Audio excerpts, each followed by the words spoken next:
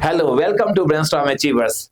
Basically जो problem discuss कर रहे थे कि एक एरे में आपके पास n एलिमेंट्स है, 0 to n, कोई भी नंबर डुप्लीकेट नहीं है और एग्जैक्टली एक नंबर उससे मिसिंग होगा, तो वो मिसिंग नंबर का निकालने का और क्या तरीका है।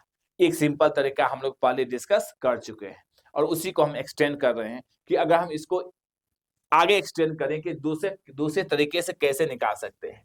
तो आप अगर कोई एक नंबर मिसिंग हो तो मिसिंग नंबर कैसे निकाला जा सकता है, सही से समझने की कोशिश करेंगे। तो अगर इसमें कुछ एलिमेंट्स इंडेक्स है 0 1 2 3 4 5 एंड 6, यानी एन का वैल्यू क्या है 7। इसके अंदर क्या वैल्यूज हो सकता है 0 to 7। एज्यूम करते हैं कि ये आपका 5 है, ये 3 2 4 0 7 एंड 1। अब इसमें मिसिंग क्या है, मिसिंग इसमें 6। हो सकता है कि इसमें हम 6 रख दें, 6 ही रख दें, नहीं इसमें अब मिसिंग क्या है 1 है। तो 1 मिसिंग है, तो 1 मिसिंग हम लोग किस तरह से फाइंड करेंगे, क्या तरीका होगा 1 मिसिंग फाइंड करने का। तो एक तरीका है कि आप 0 इंडेक्स पर क्या है 5 है, तो 5 इंडेक्स पर जाइए और उसका वैल्यू चेंज कर दीजिए कि 5 इंडेक्स का वैल्यू माइनस का कर दीजिए, कि वो -7 हो। यानी यहाँ पर 5 है तो 5 इंडेक्स गए और वहां का वैल्यू निगेटिव कर दीजिए। 1 पर 3 है, 3 इंडेक्स जाइए, यहाँ करिए निगेटिव। 2 इंडेक्स पर 2 है तो 2 इंडेक्स जाइए और कर दीजिए क्या निगेटिव।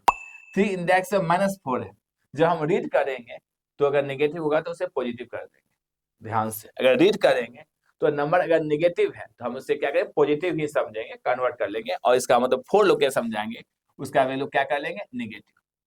तो अब ये कि 0 जब निगेटिव होगा, माने वहां 0 है, अगर निगेटिव होगा इसका मतलब 0 में कोई इंपैक्ट नहीं आता है। तो आपको स्पेशल केस 0 के लिए और स्पेशल केस n के लिए डील करना होगा इस आइडिया में। यानी आपको कह देना होगा कि 0 आ चुका है, 0 आ चुका है, यानी इसका इंडिकेशन हो जाएगा कि ये अवेलेबल है, यानी 1 अवेलेबल है। फिर क्या होगा 5 पर क्या है -7, मगर जब रीड करेंगे अंदर का वैल्यू वो पॉजिटिव ही एज्यूम करेंगे। अब 7 इंडेक्स तो है नहीं, तो वहां तो हम जा नहीं सकते हैं, तो ये एक इंडिकेटर है यहाँ पर कि n आ चुका है, n अवेलेबल है, n a नाम का मान वेरिएबल है n a, यानी n अवेलेबल है, 0 भी अवेलेबल है। अब 6 गए, यहाँ क्या मिला आपको 6, यानी कि 6 इंडेक्स जाकर के हमें क्या करना है माइनस करना है।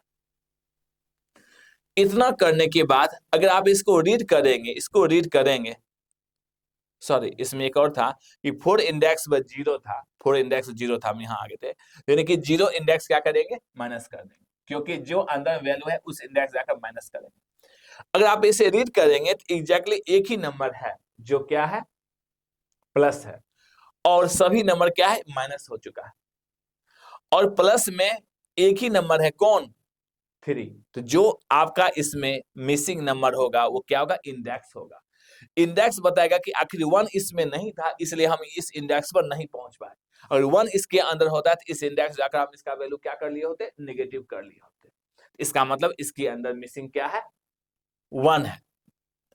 अब है कि अगर इसमें सब का सब नेगेटिव होता तो ऑब्वियसली इस दोनों में कोई एक आंसर होता, ये भी ध्यान रखना। इस दोनों में कोई एक होता 0 या 1, क्योंकि 0 ZERO नाम का वेरिएबल होगा जिसमें पहले अवेलेबल नहीं होगा, और NA भी अवेलेबल नहीं होगा, n बाद में जब होता है तो यहाँ चेंज करते हैं। तो इस तरह से आप इसे पहचान सकते हैं। अब इसमें हो सकता है कि आपको 70 to 80% आया हो समझ में, मगर 100% कब आएगा जब आप अपने इसको कलम से लेकर सॉल्व करेंगे, ऑटोमेटिक आ जाएगा। ऐसे हम एक बार और समझा देते हैं। नेक्स्ट एग्जाम्पल, एक और भी एग्जाम्पल लेते हैं, उसे समझाने की कोशिश करते हैं। अगर मान ली इसके अंदर 0 1 2 3 4 5 6 इस तरह से आपके पास एरे है, n का वैल्यू क्या है 7 है, तो 0 अवेलेबल नहीं है और n अवेलेबल नहीं है, दोनों में क्या होगा कर देंगे 0, कि अभी दोनों कोई अवेलेबल नहीं है। इसके अंदर का वैल्यू हो सकता है यहाँ 3 हो, यहाँ 0 हो, यहाँ 2 हो, यहाँ 1, यहाँ 7 और यहाँ 6 और यहाँ 5, ऐसा हो सकता है। अब जीरो इंडेक्स पर क्या है, 3 है, तो 3 पर जाएंगे वहां माइनस कर देंगे। 1 इंडेक्स पर 0 है, तो 0 इंडेक्स जाएंगे माइनस कर देंगे। 2 इंडेक्स पर 2 है, तो 2 इंडेक्स जाएंगे और माइनस कर देंगे। 3 इंडेक्स -1 है, मगर रीड करने के बाद क्या करेंगे, उसे प्लस ही मानेंगे। तो -1 है, तो अब क्या करेंगे, यानी समझे 1 पे जाके आप माइनस कर देंगे। और माइनस करने के बाद ये भी ध्यान रखना है कि जब आपको पहली बार जब 0 मिला होगा तो आप 0 वाले को इंडिकेशन कर देंगे कि 0 अवेलेबल है, ये भी बता देंगे, ये स्पेशल केस में। क्योंकि 0 को माइनस करने पर, जैसे कि अभी अज्यूम कीजिए कि 3 पर 1 है, तो 1 इंडेक्स गए तो यहाँ माइनस करेंगे तो 0 माइनस करने पर प्लस ही रहता है, उसमें कोई डिफरेंस नहीं होगा। 4 पर क्या है, 7 है, इसका मतलब यहाँ कह देंगे कि आपका n आ चुका है, वहां कुछ नहीं कर सकते। 5 पर क्या है, 6, 5 पर क्या है, 6, यानी 6 इंडेक्स में जाएंगे और वहां क्या कर देंगे, माइनस। और 6 इंडेक्स 5 है, तो 5 पर जाएंगे, यहाँ कर देंगे क्या, माइनस। जब रीड करेंगे तो माइनस को प्लस ही करके रीड करेंगे। अब क्या होगा कि अब इसमें रीड करेंगे कि आगे कौन सा लोकेशन है, जहां पॉजिटिव वैल्यू है, तो आपको ये भी पॉजिटिव मिलेगा और ये भी पॉजिटिव मिलेगा, दो पॉजिटिव मिलेगा। तो आप इसे समझेंगे कि 0 क्या अवेलेबल है, हाँ है, यानी कि 0 मिसिंग नहीं है, एक जगह कहीं 0 है अवेलेबल, यानी कि मिसिंग नहीं, यानी कि बचा हुआ कौन है, 4 इंडेक्स पर क्या है, 7 है, यानी कि आखिर 7 क्यों है प्लस में, क्योंकि इसमें 4 नहीं है। अगर 4 होता तो हम इस लोकेशन जा करके निगेटिव कर चुके होते, यानी मिसिंग क्या है, इसमें 4 है। इसमें भी आपको एक बार लूप चलेगा या 2 बार लूप चलेगा, उसमें काम कर लेंगे, तो इसका भी टाइम कॉम्प्लेक्सिटी क्या है, थीटा n ही माना जाएगा। बट इसमें इटरेशन आपको 2 बार चलाना पड़ेगा, 2 टाइम्स। तो चलिए कोई बात नहीं, ये भी एक आइडिया है।